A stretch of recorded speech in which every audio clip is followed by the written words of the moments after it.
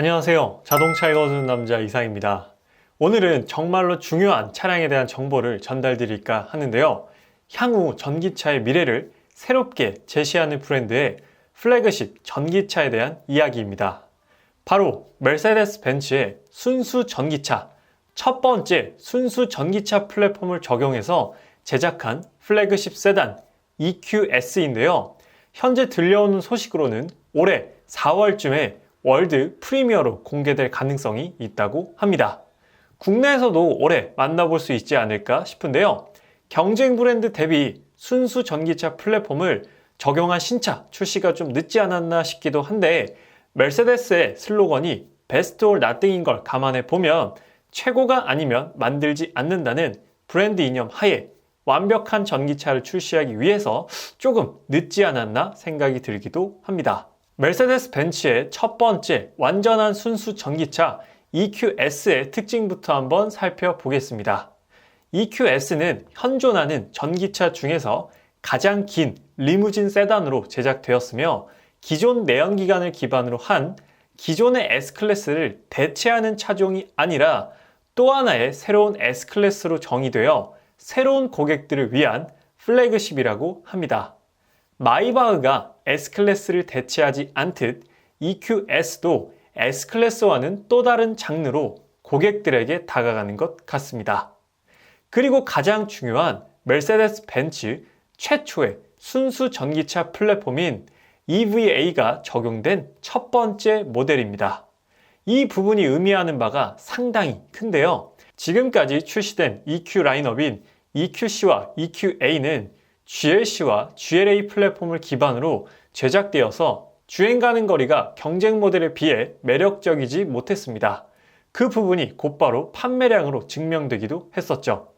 그래서 벤츠가 전기차 시대로 넘어오면서 휘청하는 게 아니냐라는 말도 많았는데, 이번 EQS 출시를 기점으로 분위기가 전환될지, 정말로 전기차 시대에서 뒤처질지 지켜봐도 좋을 것 같습니다. EVA 플랫폼으로 인해 현재 S클래스와 완전히 다른 주행 성능을 보여주는 것은 물론이고요. 앞서 출시된 EQC와 EQA와도 완전히 다른 전기차로서의 미래를 보여줄 것으로 판단됩니다. 그 결과 중 하나로 1회 충전 주행 가는 거리가 WLTP 기준으로 700km까지 가능하다고 하고요. 20분 충전으로 80% 충전이 가능하다고 합니다. 배터리 용량은 113kWh이며 듀얼 모터의 적용으로 AWD 4륜구동 방식을 지원하며 출력은 469마력의 77.4토크를 발휘합니다. 전기차 시대에 웬만하면 300마력은 훌쩍 넘어가는 것 같네요. 그리고 가장 중요한 인테리어의 하이라이트는 바로 하이퍼 스크린이 최초로 적용된다는 것입니다. 양산 차량 중에서 가장 긴 길이를 가졌는데요.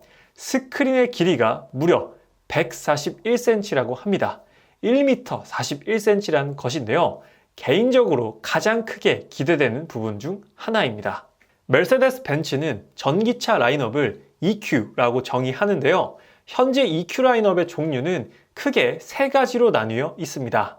순수 전기차인 EV 모델과 플러그인 하이브리드 PHEV, 그리고 마일드 하이브리드인 MHEV로 나뉘게 되는데요. EV 모델 라인업으로는 국내에는 EQC만 먼저 출시가 된 상황이며 EQA가 곧 국내에 출시될 예정이고요.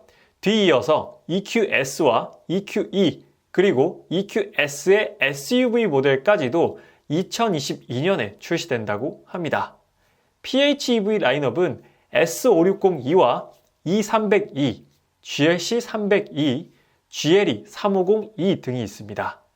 MHEV 라인업은 E450, CLS450, GLE 450, AMG E53 등 많은 라인업이 이미 구축되어 있으며, 향후 출시될 벤츠의 대부분의 신차들은 마일드 하이브리드 파워트레인이 적용될 예정입니다.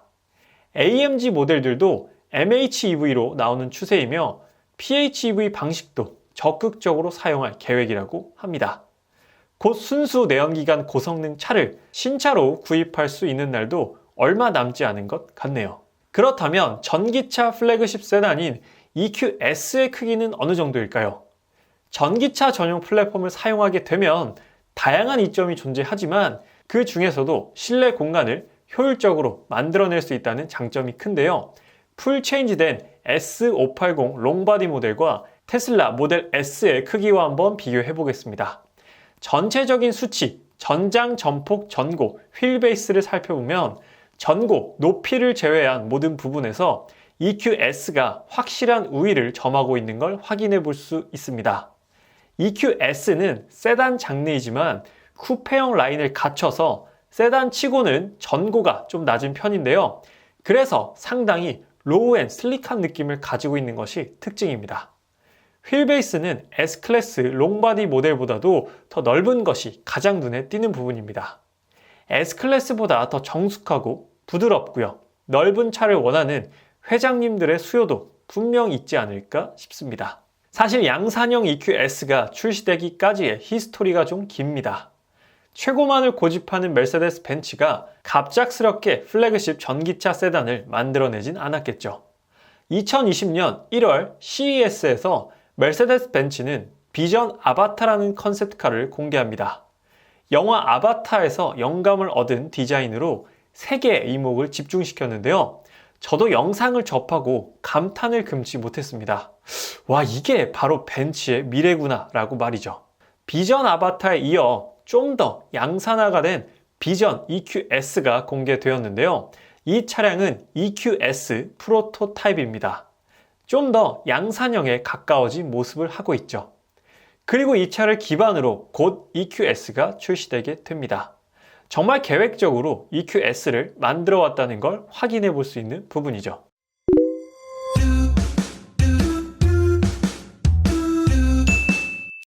익스테리어가 많은 변화를 거쳐온 것과 동일하게 인테리어도 컨셉트카를 시작으로 양산 모델까지 다양한 변화를 겪었는데요. 지금 보시는 사진은 비전 아바타의 인테리어입니다. 정말 미래지향적이고 뭔가 자동차라기보다는 우주선 같기도 하고요. 정말 살아있는 생명체 내부에 들어온 것 같기도 한 생동감마저도 드는 게 사실입니다. 비전 아바타에서 가장 인상적인 부분은 스티어링 휠, 핸들이 없다는 점인데요. 이건 아무래도 완전 자율주행을 의미하는 부분이겠죠. 그리고 센터 패시아를 보면 아무런 버튼도 없이 풀스크린으로 된 걸 확인해 볼 수 있습니다. 정말 엄청나죠? 지금은 비록 아니지만 가까운 미래에는 분명 이렇게 될 겁니다. 이 인테리어는 EQS 비전의 모습인데요. 좀 더 양산형에 가까워졌죠. 이번에 핸들도 생겼고요. 센터 패시아도 좀 더 양산차에 가까워졌습니다. 부분 현재 벤츠의 특징을 살펴볼 수 있는 요소들도 존재하죠. 센터 패시아를 좀 더 자세히 살펴보면 마찬가지로 버튼은 없고요. 센터 패시아 자체에서 그래픽이 나타나서 정보를 보여줍니다. 현재 시간이라든지 내비게이션 화면이라든지 비전 아바타와 일맥상통하는 부분 중 하나인데요. 최대한 양산형으로 이끌어내기 위해 노력한 모습이 많이 보입니다. 그리고 대망의 하이라이트, 하이퍼 스크린이 드디어 등장했습니다. 이 스크린은 실제 양산되는 EQS에 적용되는 스크린인데요. 현존하는 양산 모델 중 최대의 크기를 가졌다고 합니다. 정말 대박이죠. 어떻게 해서든 센터 패시아를 스크린화하려는 노력이 담긴 기술로 보이는데요. 이 다음 스텝은 정말 센터 패시아가 풀 스크린이 되지 않을까 하는 기대마저도 들게 만듭니다. 하이퍼 스크린은 총 3개의 디스플레이로 구성되며 12.3인치 계기판과 17.7인치 중앙 모니터, 그리고 조수석 앞에도 12.3인치 디스플레이가 적용됩니다. 우리가 포르쉐 타이칸에서도 옵션으로 조수석에 디스플레이 적용이 가능한데 크기가 10.9인치로 12.3인치인 EQS가 조금 더 크죠. 하이퍼 스크린은 POLED가 적용되며 LG 디스플레이에서 공급한다고 합니다. 국내 기업의 기술이 적용된다고 하니까 괜스레 좀 뿌듯해지는 것 같기도 하고요. 인테리어에 이어서 EQS 스파이샷을 통해서 간단하게 익스테리어도 한번 살펴볼게요. 사실 솔직히 제 개인적인 생각은 익스테리어는 그렇게 매력적으로 보이지 않는다는 점입니다. 아직은 위장막이 쓰여진 상태라 섣부른 판단은 이르지만 위장막으로만 봐도 그렇게 멋진 실루엣은 아니에요. 하지만 이 안에 엄청난 기술력이 들어가 있겠죠. 가령 홀로그램 LED라든지 확실히 엔진이 없어서 그런지 오버행이 짧고 휠베이스가 긴 비율을 가지고 있는 게 특징입니다. 측면부는 쿠페처럼 정말로 늘씬한 실루엣을 가졌는데요. 확실히 전고가 좀 낮아 보이긴 합니다. 비전 EQS에서는 미러캠, 즉 사이드미러에 카메라가 적용되기도 했었는데요. 아마 옵션으로 이 부분을 선택할 수 있게 하지 않을까 싶습니다. 3.2m가 넘는 휠베이스는 사진상으로 봐도 정말로 길어 보이네요. 출시 날짜가 가까워지면서 위장막이 점점 가벼워지기 시작했는데요. 그래서 EQS의 실루엣이 거의 다 드러났습니다. 글쎄요, 인테리어 공간을 극대화하기 위해서 익스테리어 디자인을 좀 포기하지 않았나 싶기도 한데 좀 더 지켜봐야 할 것 같습니다. 그래서 오늘은 곧 출시를 앞두고 있는 메르세데스 벤츠의 최초의 전기차 플랫폼이 적용된 플래그십 전기차 EQS에 대한 정보를 전달드렸는데요.